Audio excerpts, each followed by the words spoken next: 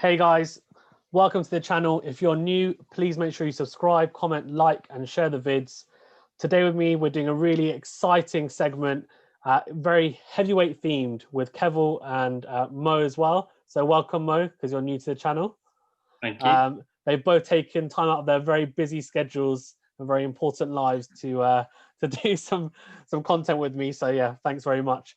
Okay, let's just dive straight in because there's a lot to get through with the heavyweights, and we want to touch upon obviously the big three, I guess, as they're called. So Fury Wilder 3 looks like it's been cancelled, and one of the reasons that's been given apparently, and it hasn't been officially said from Wilder's side, but from Fury's side, they've said that apparently there's a clause that's expired. So from Wilder's side, so he hasn't triggered a clause, the rematch clause. So now it looks like Fury's going to fight in December, but it'll be in the UK. So Bob Arum, Fury's promoter from Top Rank, has said actually that fight's not going to happen in the near future for sure. So they're actually looking to fast track after Fury fights in December to that Joshua Fury fight now. Were you guys really surprised about that? Because for me, I was really surprised. Let's start with you. No, okay. Let's start with you, Mo, first, then, because maybe you were surprised. What did you think? I wasn't surprised. No, I mean, if you look at what, for example, if you look at the figures on this, I mean, like firstly, you had the first fight. Yeah. In the first fight, obviously, it was a draw, very competitive, very interesting fight, generated a lot of media reception, social media reception, etc. Second fight, clearly Fury won. Very one-sided fight. I think that basically was the final nail in the coffin for a trilogy in any case, to be honest, in terms of generating enough money for it. The third fight, you can tell from what, for example, Frank Warren said.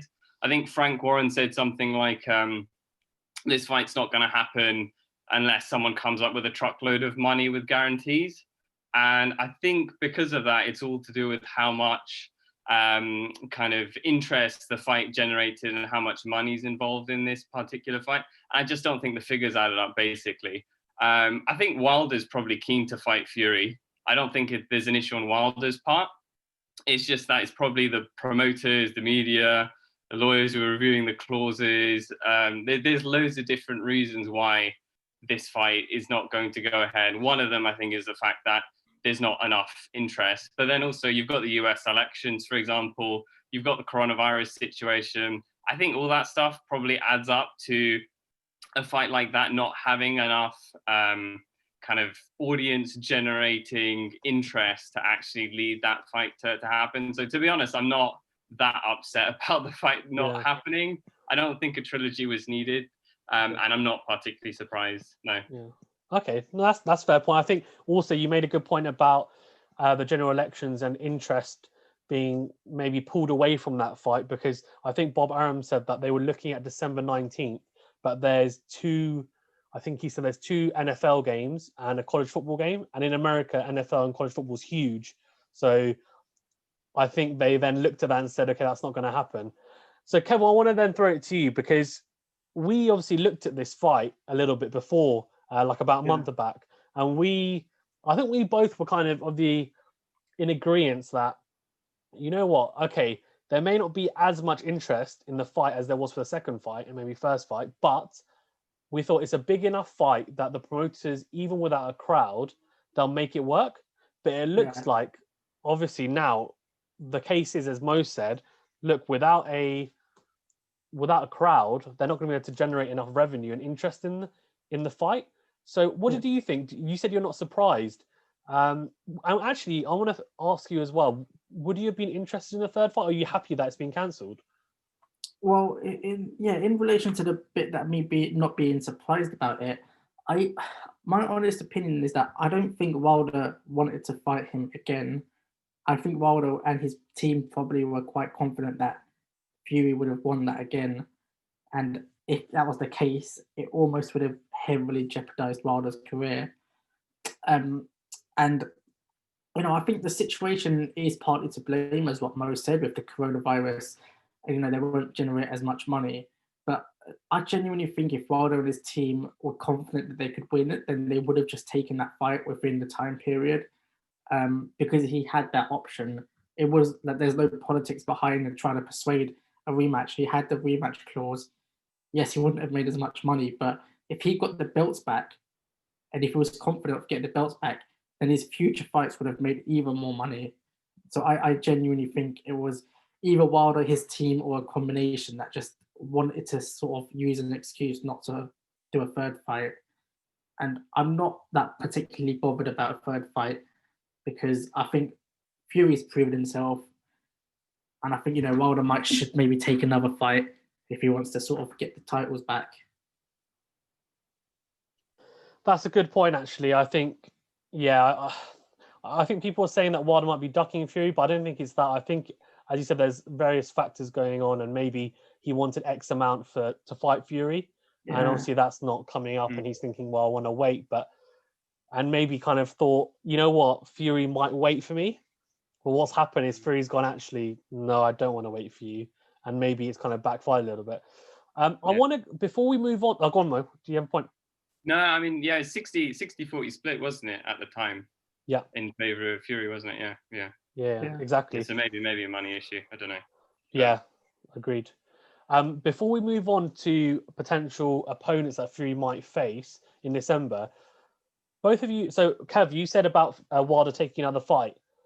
Mo, I want to go to you then. What's next for Wilder, do you think? Do you think that he's going to take another fight, maybe try and work his way up, or do you think he might retire? Some people saying he may retire now, because the reason why people are saying it, and you're like, what? But I think the reason why is because retire. Oh no. I think because a lot of people are saying that he's going to be an avoided fighter, because obviously he's got nothing to offer in terms of belts, and he's still got that power. A lot of people are going to be saying, look, he's kind of high risk, no reward almost, in terms of, like, he doesn't have the belt, right? And he obviously is not going to be, he's not ranked in the top, like, I don't think he's ranked in the top 5 now, the WBC. So in terms of ranking, it doesn't have, obviously he's still a good win in your record, but considering Fury's kind of broken him in, I don't think it's as much of a big win. So do you think he's going to struggle to find a decent fight to kind of get back there? Because I think he's now in his mid-30s. He probably doesn't have that much longer left. So what do you think? Well, I definitely think he shouldn't hang up his gloves. He's a very, very good fighter. Yes, a lot of people do put him down as having like just one punch power, and it's like puncher's luck in a lot of his fights. But he's a very entertaining fighter. There's obviously an interest to watch him fight. He's fought Fury 2 times, which I think generated a lot of interest. Yes, his last fight looked pretty bad. The fact that he at one point blamed it on his armor into the ring being a bit too heavy probably didn't bode very well with his suit was too heavy, Mo. You have to say that. Come on. But he's got plenty. I think he's got plenty of gas still left in the tank. There's loads of fights that he can look at. Dillian Whyte's been calling him out for so long. He might as well take that fight before he retires anyway. So I think there's loads of fights for him to take. And yes, he may not be ranked as well as you'd suggested. I think he's still ranked pretty well if you look at Ring and a few other different types of kind of bodies that rank different heavyweights in that division. But no, I definitely think he should take on more fights, and I don't think he shouldn't retire off the back of that fight. It just doesn't look good for his career. He's definitely much more of a fighter to simply leave after that type of fight. No, so I think we'll definitely see him. He's probably going back to the drawing board, figuring out which fight to go for, knowing that the Fury fight isn't going to go ahead. He'll speak to his promoters and they'll find something for him. And he still needs to fight Joshua. I still believe the trilogy exists of Joshua, Fury, Wilder. That trilogy still exists. So before he hangs up the gloves, I want to see him fight Dillian Whyte and I want to see him fight AJ. Okay, that's really interesting. I think, you know what, the Dillian Whyte Wilder fight. Now, a lot of people will be screaming, saying, why would Dillian Whyte take that? Because, for example, if Dillian Whyte beats Povetkin, right, he's then mandatory again for the WBC belt, which at the moment, obviously, Fury's got. But actually, Dylan White said when Wilder lost, he said, "Look, even if Wilder loses, I'll still fight him." After he lost, he said, I still want to fight him because he's just like, I don't like the guy. I just want to rough him up." And I think we can safely say that Dylan White will fight anyone from his record and the fact that he's going in so early with Povetkin. But in terms of the AJ fight, that's a really interesting point because I think I don't know whether there's as much intrigue and interest around that because I feel like maybe they missed the boat with that one a little bit, the AJ Wilder one. I think if Wilder was to come back, fight someone, maybe fight Dylan White as Dylan White's waiting for his shot because it's going to, the mandatory spot, even if he gets it, he's going to be waiting even longer now because he's lost. They might be a stopgap where Wilder and White fight. And if that happens and Wilder wins, and I think, as you said, that may happen, but at the moment, I'm not sure. Kev, I want to then shoot to you about the Wilder thing. Do you agree? Do you think he shouldn't retire? Do you think he's still got something left in him? He can challenge for another world title and work his way back up? Yeah, I definitely don't think he should retire just because he's sort of had one person beat him, because it's technically just been one person. I still think he can either work his way back up or take an alternative route. I still think there's a lot of top class heavyweights out there that he could still beat. I still think there's a chance he could beat Dillian White because considering the way Povetkin knocked him out, I mean, Wilder's probably got a stronger right hand. He could do the same. And even on things like, I think Wilder Joshua would be like the cash out fight, almost like how Mo said. He should definitely end on that because everyone will pay to see that. It's like a shootout, isn't it? Literally be set for life, like regardless of the outcome. He definitely should, yeah, and he probably could just fight Joshua because everyone would want to see that, right? He probably could, so he should definitely take some other fights. I don't think he should hang up the gloves, not at all. Yeah, he's still got potential. No, I think that's both really good points actually. Yeah. No, Kevin, did you want to say something else? Sorry. No, I was just gonna say, yeah, he still.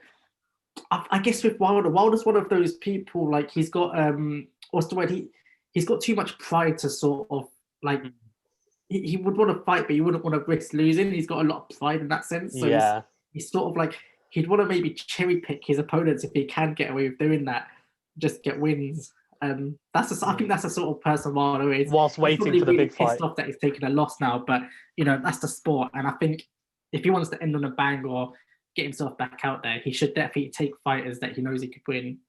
Yeah, that's a fair point. Probably bomb squad and not end on a bang, basically. Yeah. Well, you can argue. I guess there'll be some people, that will argue that he cherry picked his opponents before, maybe like Ortiz.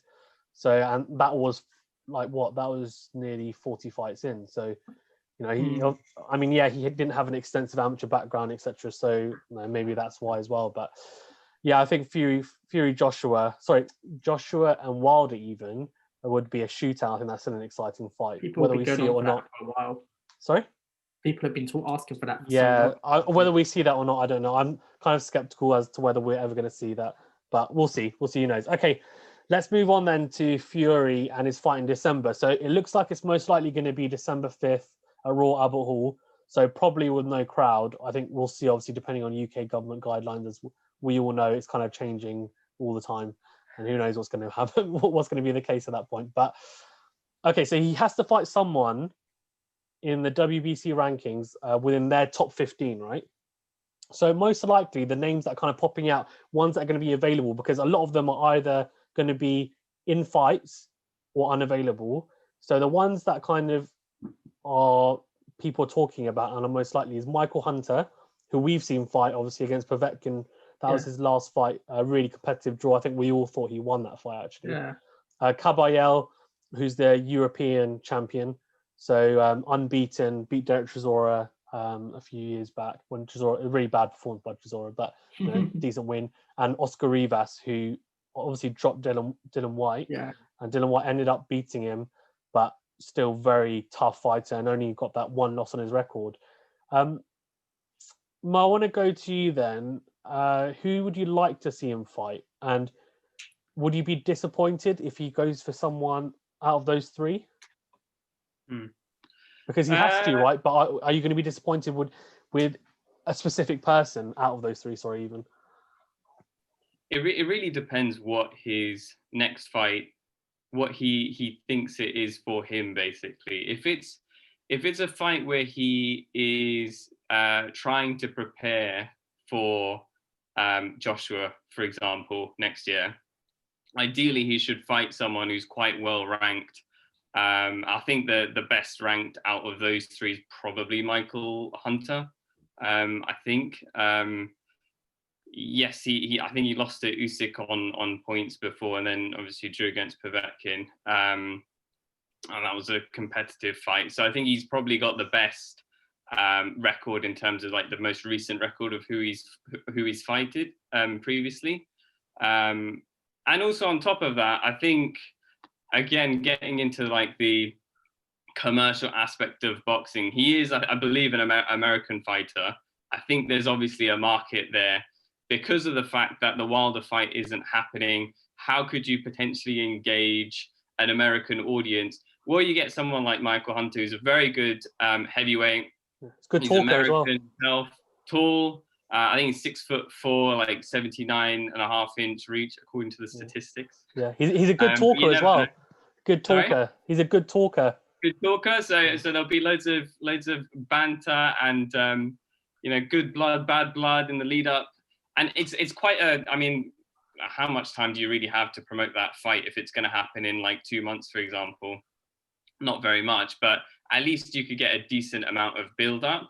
So I think Michael Hunter, I'd say that's a good fight for Fury to take if he wants to see it as a kind of step to a potential Joshua fight. Agit Caballo, Oscar Rivas, they're also good fighters. I mean, Agit Caballo, apparently, according to Ben Davison, who obviously was very close to Fury, trained him for the for the first Wilder fight and many previous fights. He wants Caballo to fight Fury, or at least he suggested Caballo would be the best person. So if that's who Ben Davison thinks Fury should fight, well, then maybe Ben Davison knows something that I don't know. Maybe he thinks that Caballo is actually a good fight to have before an AJ fight next year, for example. But the thing about Agit is, I don't know if it's Agit or Agit, apologies. What is it? Do you know? No. What I was going to say to you, actually, you know about the Ben Davison thing? Yeah. I think, and this is a bit skeptical, but I think he's saying it because he's the easiest out of the three, most likely. That's what I thought as well. Because he's mates, right? He's still really good mates with Fury. And like, honestly, I feel like if they're going to ask him that question, he's going to pick the easiest one because then, and try and, I feel like that's who they're going to go with. I have a bad feeling that's who they're going to go with. I hope it's Michael Hunter. But potentially, I think that's, and which is what I was coming on to actually, which is that, yes, he's unbeaten. However, who's he really fought in the last few fights that he's had? And with respect, obviously these are all professional boxers, but his last 3 fights were all fought in Germany. Some of them were domestic kind of scraps, and his last fight was against Evergenios Lazardis, who is the best heavyweight boxer in Greece. Never heard of him. He's not necessarily a household name in the boxing world, and so I have a feeling Agit is still like he's up and coming, but he's not. He's a bit too young right now. I think he's obviously quite a young fighter as well. I think he's in his similar. I think he's 28 or something like that. I don't think he's ready to fight Fury. Looking at who he's currently fought and previously fought, I think he beat Chisora, but that was in 2017. It's a long time ago. And so I would go with Michael Hunter, or even Oscar Rivas would be a better fight for Fury, in my opinion, rather than Caballo. So that's my take on it. Yeah, I like how you call him by his first name, Caballo's name. You're like Agit Caballo. You're like Agit. I think for Agit, he's just a bit young. Well, you don't want a first name basis. It's a good name. I think he's a German fighter, isn't he? But with Kurdish background, which is obviously it's good that there's a fight for the Kurdish, because I'm not aware of any other very like well-known fighters. So I'm sure he'll be like a very good fighter in the next few years and more well known, but I think he's still in the process of building up, basically. So I don't think he should take a Fury fight. I mean, from what he's done all the way up to Fury, it's too big of a leap, and it's not it's not fair on him, and I don't think it's right for Fury to take that fight before Joshua fight either. Yeah, I don't think he's as accomplished. I think he will definitely take it if he's offered to him, because it's a massive opportunity, yeah. and he doesn't know if he'll get it again. Kev, what do you think? Because for me, Michael Hunter is the one that I wanted to fight. The dimensions wise, he's not as big and like strong as Joshua, and maybe he isn't. Same with Ribas, he's a bit shorter as well, as shorter than Joshua. So maybe in terms of that, but I don't know. I mean, do you think, who would you like him to fight? Sorry, and who do you think he will fight out of those three? You know, I do agree with Mo. I think Michael Hunter would be a good lineup. I think Michael Hunter's done well considering he drew with Povetkin. But I still don't think he's got the best record, Michael Hunter, but he's definitely up and coming. Yeah. To be fair, the only loss though to Usyk was at cruiserweight, so he hasn't lost at heavyweight yet. To be fair. Yes. So what, is Michael Hunter naturally a cruiserweight then? Or... So initially he was fighting at cruiserweight. He's now he moved up in weight to heavyweight a few years back. Okay. After losing to Usyk actually. Fine. And I mean, he's kind of like, he's a big cruiserweight and a small heavyweight, I'd say. I don't think he's like in between. Yeah, he's in between. He's like, I don't know, he's kind of like how Usyk will be against Chisora, if that makes sense. Yes. So he's big enough to hold his own. Like he's fought against people that are huge. Like he fought against Ustinov, who's like he's like 6'8" or something, like giant, and he knocked him out, and that's a good win for him. He fought like Martin Bakole, who's got similar dimensions to Joshua, who's a really exciting fighter, and beat him, knocked him out as well. Yeah. So like he's got something exciting. He's an exciting fighter. Yeah, sorry, go on, carry on. So what did you think? So you're saying about his record, but judging by that, would you be happy to see him? But do you think that fight's going to happen? I still think Hunter would be good. I also think Oscar Rivas wouldn't be a bad lineup, because Oscar Rivas is different to Hunter. He's a bit of a shorter, stockier fighter, a bit like Dillian Whyte, and I think that's good for Fury in terms of experience. Obviously, that's not the type of person he's fighting when fighting Joshua, but it'll be interesting to see him fight someone like that, considering he's been fighting Wilder, who's got like a different sort of stance, different fighting style. So I think Rivas would also be a good matchup. And I would like to see either of those. I'd like to see Rivas or Hunter. I think they'd both be good. Obviously, Fury would have to win them to proceed, and if he doesn't, it could be like, could look quite bad on his resume. But I'd definitely like to see either of them. Yeah, and I think that's a solid point. I think the only thing that I would say is that it's really interesting because before, obviously, he didn't have a belt. So he could fight whoever he wants to in between, right? Yeah. So in between when he made his comeback, fair enough, he had a couple of fights that really, I mean, people said they're taxi drivers, which I think is probably a bit disrespectful to the fighters. But I think, okay, let's rephrase. They were fighters who, they're not well-known fighters and kind of accomplished fighters, and they're people that they are the definition of a tune-up fight for someone like Fury. And fair enough, because obviously he'd just come back off a long layoff. Then he fought Wilder, which is a massive jump up.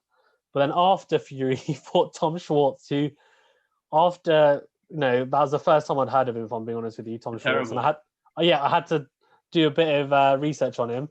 Yeah. And Otto Wallin, who actually, to be fair, is a decent fighter. He'd fought Joshua in the amateurs, and he did take Fury to 12 rounds and looked an okay fighter. Fury that big cut? Yeah, the big gouge. Okay. Yeah, well, Fury kind of had to fight from that. And a lot of people said that if it wasn't someone like Fury, they might have stopped the fight because the cut was that bad. Like, it was really bad. Yeah. But yeah, I mean, he did okay to get through that. And then obviously he's had the Wilder fight again. The third fight. Not third fight. What am I talking about? The second fight. Third fight is not going to happen. So he had a second fight. Now they're thinking, he would ideally want to have like a Mickey Mouse fight in between this and AJ, because there hasn't been a single time in his career where he's had back-to-back like top fighters. That's the only thing I think people would say about him. Now that he's kind of in his prime, though, I think there's more of a demand. And I've been watching like different channels and like reporters and people who are even kind of pro Fury, and they want to see the best fighter possible, because they're like, look, he's got a belt now. He's obviously seen as the top heavyweight. he has to kind of keep up appearances and fight someone who's going to give him some type of challenge.